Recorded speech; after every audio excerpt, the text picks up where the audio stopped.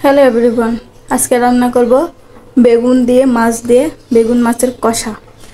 তো প্রথমে আমি বেগুনটি ভেজে নিচ্ছি, আলতো হাতে ভেজে নেব। এই যে ভাজানো শেষ, একে একে আমি উঠে নিছি। তারপরে গরম প্যানে এখন দিয়ে দেবো মাছটি আসলে ভালো করে ভেজে নিতে হবে। একে একে মাছ আমি দিয়ে দিচ্ছি। আমার মাছ প্রায় এক পাশ হয়ে গেছে, এখন অপর পাট উল্টে দিব। আস্তে আস্তে আমি উল্টে দিচ্ছি। এই যে আমার উল্টানো শেষ, এখন আমি মাছটা তুলে নেব একে একে। এই যে আমি উঠিয়ে নিয়েছি। তারপরে এখন আমি গরম তেলে দিয়ে দিলাম একটু কাঁচা জিরা, তার মধ্যে দিয়ে দিলাম কুচি করে রাখা পেঁয়াজটাকে একটু লাল লাল করে ভেজে নেওয়ার জন্য অপেক্ষা করব। এই যে আমার পেঁয়াজটা প্রায় লাল লাল করে ভাজা হয়ে গেছে। তার মধ্যে আস্তে আস্তে দিয়ে দিয়েছি লবণ, হলুদ, মরিচ আর একটু বাটা মশলা।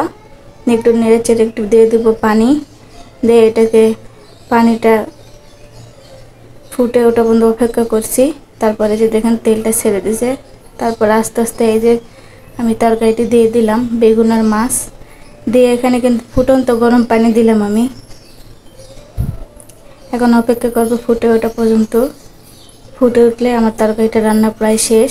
এভাবে রান্না করে দেখবেন, মুখে যদি স্বাদ না থাকে তো এভাবে রান্না করে দেখতে পারেন, খুবই ভালো লাগবে। গরম গরম ভাত আর বেগুনের মাছ দিয়ে কষা অনেক সুস্বাদু একটা খাবার।